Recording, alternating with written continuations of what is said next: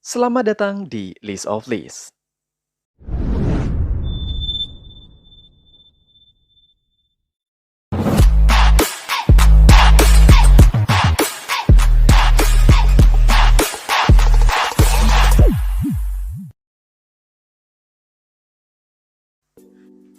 Halo guys, apa kabar kalian? Mimin harap kalian baik-baik aja.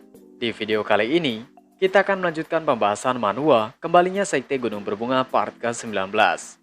Bagi kalian yang baru aja mampir di channel ini, jangan lupa untuk tekan tombol subscribe, like, dan juga komen.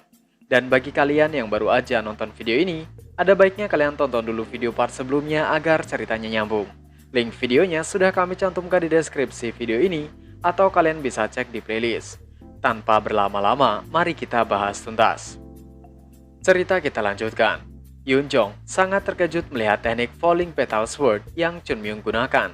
Sangat berbeda dengan yang mereka pelajari. Dia tidak pernah membayangkan kalau The Petal Sword adalah seni bela diri yang sangat luar biasa, seperti teknik pedang Sekte Ujung Selatan. Dia tidak percaya, ternyata bisa sekuat itu. Seolah Chunmyung sedang mengatakan kepada semua orang, jika seni bela diri Sekte Gunung Berbunga tidak kalah sedikit pun dari Sekte Ujung Selatan. Jogul tidak kalah terkejutnya dengan Yunjong. Yunjong meminta Jogul agar tidak melewatkan gerakan sedikit pun, karena itu adalah teknik pedang Sekte Gunung Berbunga.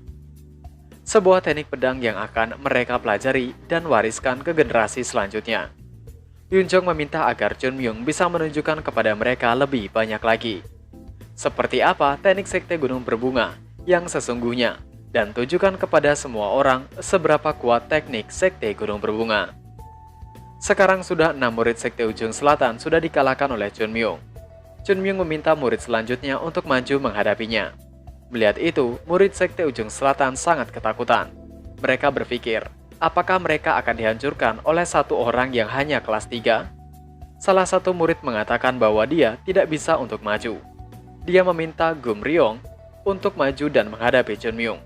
Akan tetapi, Gumryong sangat marah karena murid yang lain mati ketakutan, hanya karena bocah yang 10 tahun lebih muda dari mereka. Dengan sangat kesal, Gumryong maju untuk menghadapi Chunmyung.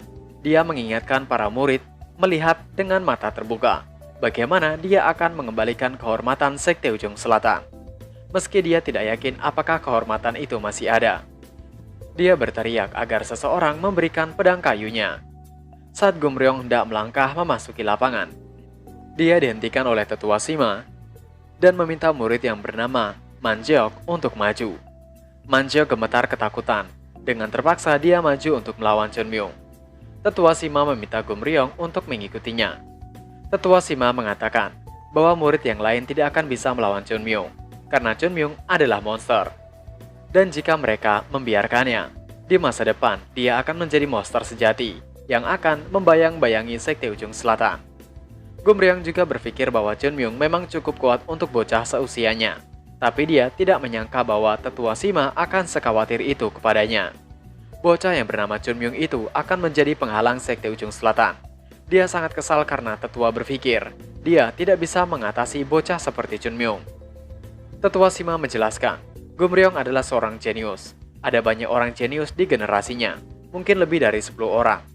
Orang yang memperebutkan gelar manusia terkuat di dunia bukanlah orang yang jenius seperti dirinya, melainkan monster seperti Chunmyung. Mereka yang kekuatannya menentang hukum alam dan mengabaikan akal sehat.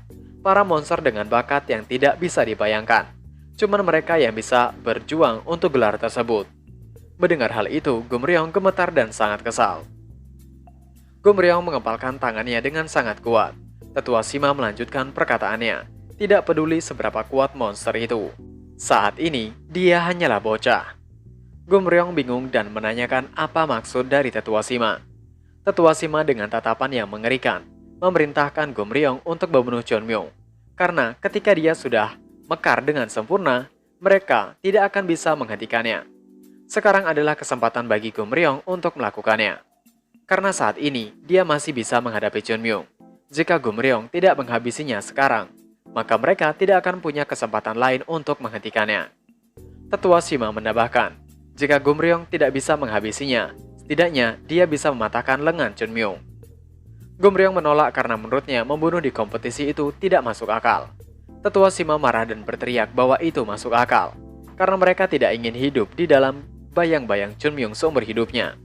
Dia meminta Gumryong untuk memutuskan dan dia tidak perlu memikirkan konsekuensinya dan anggap saja melakukan kesalahan.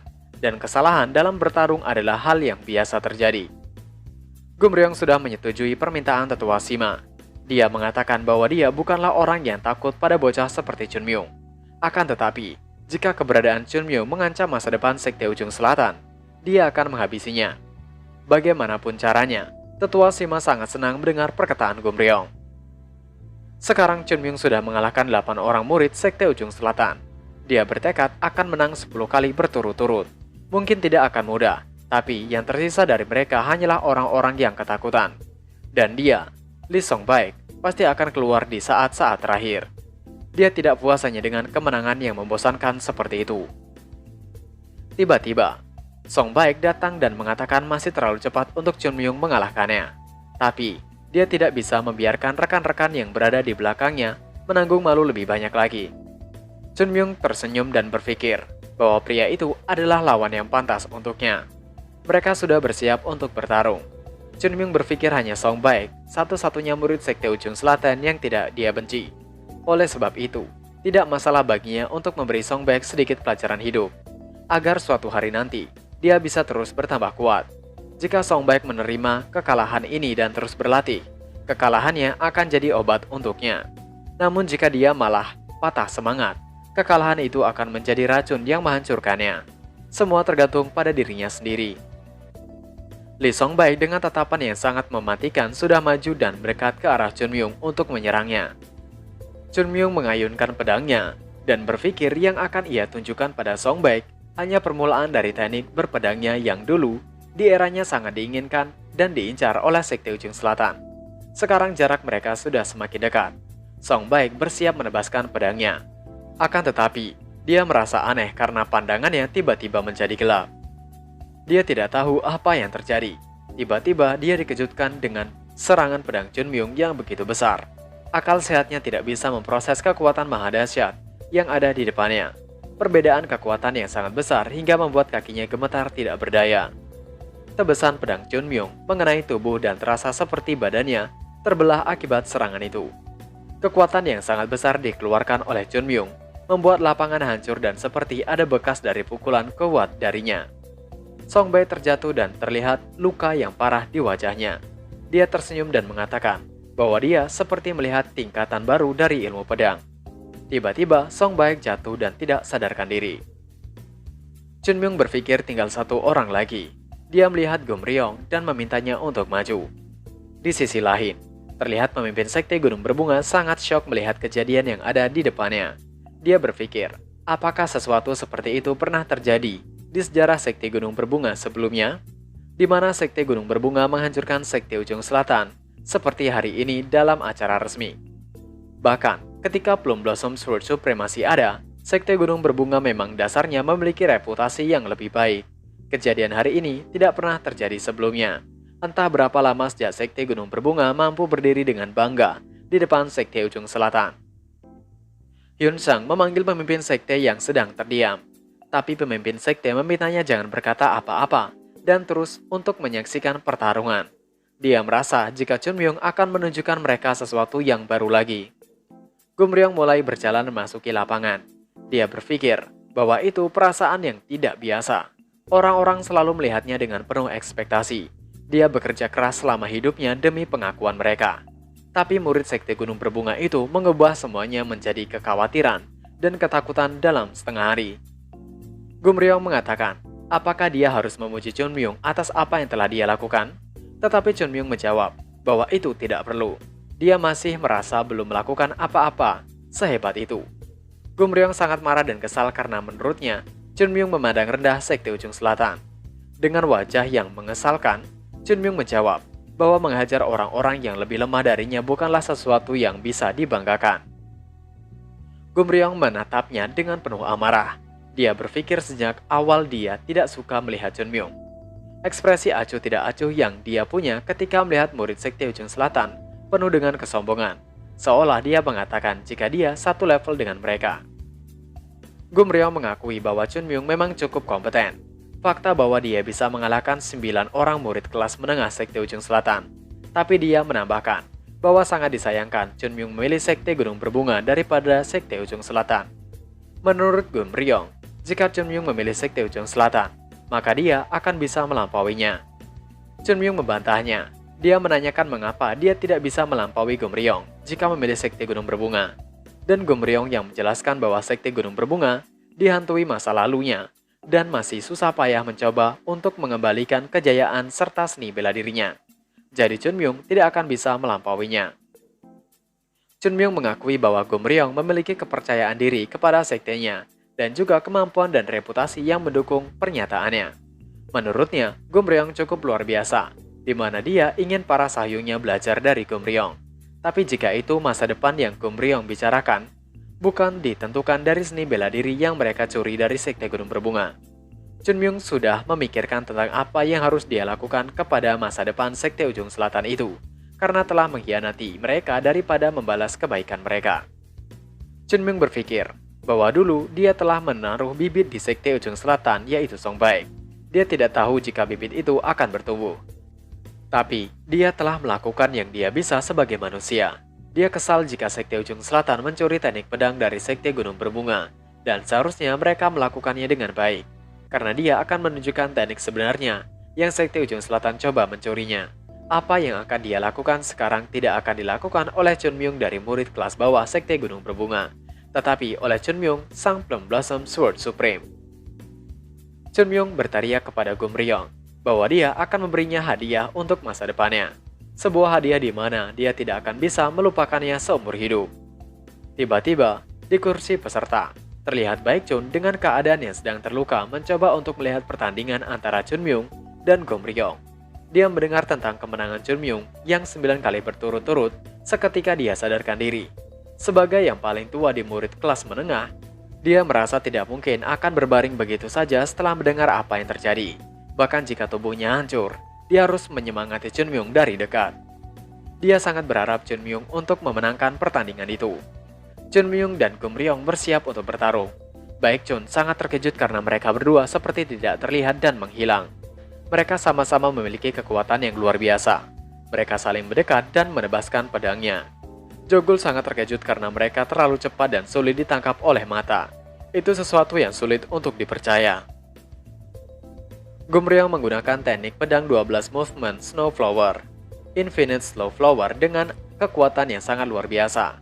Chunmyung terkejut, lengannya sedikit tergores karena tebasan pedang dari Gumryong. Dia berpikir bahwa itu adalah keindahan yang memukau, dan serangan fatal tersembunyi di balik itu. Walaupun terlihat berbeda, tapi mereka mampu menirunya dengan baik. Itu adalah teknik pedang 24 movement Plum Blossom dan berada di level yang jauh berbeda ketika digunakan oleh Lee Songbaek.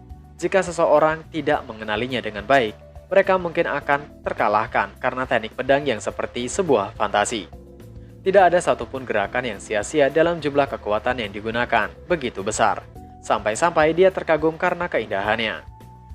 Gumryong masih berusaha menyerang Chunmyung dengan teknik Infinite Snow Flower yang luar biasa.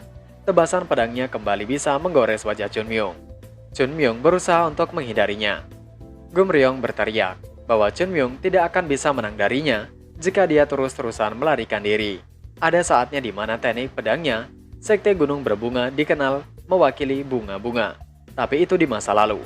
Tapi sekarang bahkan apa yang menyimbolkan Sekte Gunung Berbunga adalah bagian dari teknik pedang baru Sekte Ujung Selatan. Gumryong melanjutkan, dunia akan mengingat teknik pedang 12 movement Snow Flower dan melupakan teknik pedang Sekte Gunung Berbunga. Dia menjelaskan alasan kenapa para pendahulu Sekte Ujung Selatan membentuk teknik pedang itu adalah untuk memberitahu di mana bahwa teknik pedang Sekte Ujung Selatan lebih baik daripada Gunung Berbunga. Dengan tatapan yang mengesalkan, Gumryong mengatakan bahwa teknik ini akan menghabisi Sekte Gunung Berbunga dan dia akan menghancurkan harapan terakhir Sekte Gunung Berbunga. Chunmyung hanya mendengarkan semua ocehan Gumryong. Dengan santai dia mengatakan bahwa itu teknik pedang badut. Gumryong sangat marah karena Chunmyung membandingkan teknik pedang miliknya dengan sebuah badut. Sambil tersenyum, Chunmyung mengatakan bahwa dia bukan tidak suka dengan Gumryong, akan tetapi dengan Sekte Ujung Selatan yang membuat teknik itu. Walaupun memang terlihat bahwa Gumryong banyak sekali terpengaruh oleh Sekte Ujung Selatan, Perkataan Chun Myung membuat Gumryong sangat marah. Tapi Chun Myung melanjutkan. Dia menanyakan apa yang ada dalam teknik pedang milik Gumryong. Gumryong tidak mengerti, dan langsung saja Chun Myung menjelaskan. Itu cukup untuknya. Sekte Ujung Selatan memang meniru teknik pedang Sekte Gunung Berbunga dengan baik, dan setelah itu menyebut tekniknya sebagai 12 movement Snowflower. Tapi menurutnya, itu tidak cukup, karena teknik pedang Sekte Gunung Berbunga lebih tajam, lebih cepat, dan lebih megah. Gumryong tidak memperdulikannya. Dia mulai bersiap untuk menyerang Chun Myung. Dengan tatapan yang mematikan, dia kembali mengeluarkan teknik yang sangat luar biasa. Memotong seperti bunga salju, yaitu teknik pedang Ultimate 12 Movement Snowflower. Sky Devouring Snowflower, kekuatan seperti badai yang sangat besar. Baekhyun sangat terkejut melihat kekuatan Gumryong. Itu jauh lebih kuat dari yang dia bayangkan. Dan dia berpikir tidak mungkin dia bisa melampauinya. Semua murid sangat terkejut, termasuk Yu Iseol. Dia berpikir itu mirip dengan teknik pedang Plum Blossom, tapi berbeda dengan yang digunakan Chun Myung. Chun Myung merasa bahwa ini benar-benar pengalaman yang sangat berbeda. Dia berpikir, Sekte Heavenly Demon dulunya juga merasakan seperti itu ketika mereka menghadapi teknik pedang 24 Movement Plum Blossom. Tetapi dia merasa itu tidak mengintimidasi sama sekali. Itu hanya cangkang yang tidak ada apa-apa di dalamnya. Kemudian Chun Myung menggunakan pose The Seven Plum Blossom Sword. Ungam dan Hyun Sang sangat terkejut. Dia berpikir bahwa Chun Myung belum menguasainya. Dia berharap Chun Myung tidak menggunakannya karena menurutnya itu terlalu lemah melawan teknik pedang yang tidak diketahui. Chun Myung melanjutkan untuk menyerang Gumryong. Dia mengatakan bahwa mereka pasti berpikir jika hanya teknik pedang Plum Blossom saja yang mampu membuat bunga bermekaran. Dan lagi pula, teknik pedang 12 Movement Snowflower yang Sekte Ujung Selatan banggakan hanyalah sebuah tiruan. Karena itulah teknik mereka hanya sebuah cangkang kosong. Teknik pedang Plum Blossom bukanlah satu-satunya teknik pedang yang dapat membuat bunga-bunga bermekaran. Tidak peduli dengan teknik apa yang dia gunakan. Chun Myung berpikir karena pada akhirnya, teknik pedang Sekte Gunung Berbunga mampu membuat bunga-bunga bermekaran. Ultimate Seven Plum Blossom Sword Technique, Plum Blossom Slash. Teknik itu sangat luar biasa, seperti mengeluarkan aura merah yang mematikan. Bunga-bunga tidak bermekaran hanya karena berada di dalam hutan yang subur. Mereka juga bisa bermekaran pada pohon yang sebatang kara yang tumbuh di tebing curam. Bunga tersebut bermekaran selama pohon itu tidak tumbang karena angin. Teknik pedang yang digunakan Chun Myung membentuk sebuah pohon yang sangat besar dan berwarna merah dengan bunga plum blossom yang bermekaran. Gumryong gemetar ketakutan karena dia berpikir, Sekte Gunung Berbunga tidak mampu lagi melakukan hal seperti itu. Sebab itulah orang-orang mengatakan bahwa Sekte Gunung Berbunga tidak akan mampu bangkit lagi. Dia sangat heran bagaimana bisa dia melihat bermekarannya bunga plum yang seharusnya sudah hilang berada di depannya. Teknik pedang Snowflower miliknya mengering. Chun Myung menjelaskan, karena mereka hanyalah sebuah ilusi. Chun Myung melepaskan serangan Ultimate Seven Plum Blossom Sword Technique, Plum Blossom Barricade. Aura merah memenuhi area pertarungan. Gumryong kebingungan dengan sangat terkejut. Chun Myung bisa menghancurkan Sky Devouring Snowflower miliknya. Padahal itu sudah sempurna seperti teknik pedang 12 Movement Snowflower yang telah dia lakukan. Dia tidak percaya itu bisa terjadi. Dia merasa teknik pedang miliknya berkali-kali jauh lebih kuat dari teknik pedang Plum Blossom yang merupakan sebuah masa lalu. Dan itu sebuah teknik yang mengandung esensi Sekte Ujung Selatan. Dia benar-benar tidak percaya. Chun Myung kembali memastikan bahwa Gumryong benar-benar berpikir jika teknik pedang Sekte Gunung Berbunga itu sesederhana membentuk bunga plum yang bermekaran. Hal itu sangat keliru. Seluruh sekte yang ada di dunia berjuang untuk menjadi semakin mirip dengan alam sebagai bentuk terakhir dari ekspresi mereka tentang keyakinan dan pelaksanaannya. Taiji-nya Sekte Wudang, San-nya Sekte Diancang, dan 5 elemen Sekte Kandong. Hanya gunung berbunga yang dapat memekarkan bunga plum. Hanya bunga plum. Itu yang membuat Sekte Gunung Berbunga berbeda dari sekte Taois lainnya. Itu hanyalah sebuah bayangan untuk sekte yang kuat dan memiliki sesuatu yang megah dan duniawi yang mencuri hati banyak orang. Akan tetapi, Chun Myung menemukan satu hal setelah menghabiskan seluruh hidupnya berlatih teknik pedang Sekte Gunung Berbunga dan mencapai tingkat yang tidak seseorang pun pernah mencapainya. Itu adalah fakta bahwa teknik pedang Sekte Gunung Berbunga mampu memanifestasikan lebih dari sekedar bunga plum yang bermekaran. Ini bukan tentang plum itu sendiri. Ini tentang pemekaran flower blossoming.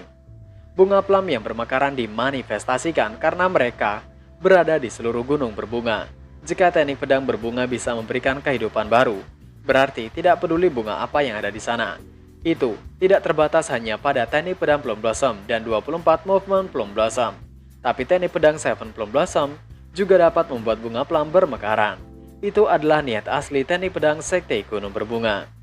Dan chapter pun berakhir. Nah, itu tadi adalah pembahasan manhwa kembalinya Sekte Gunung Berbunga part ke-19. Seperti biasa sebelum mengakhiri video ini, kami ingatkan untuk kalian bahagia dan sehat selalu.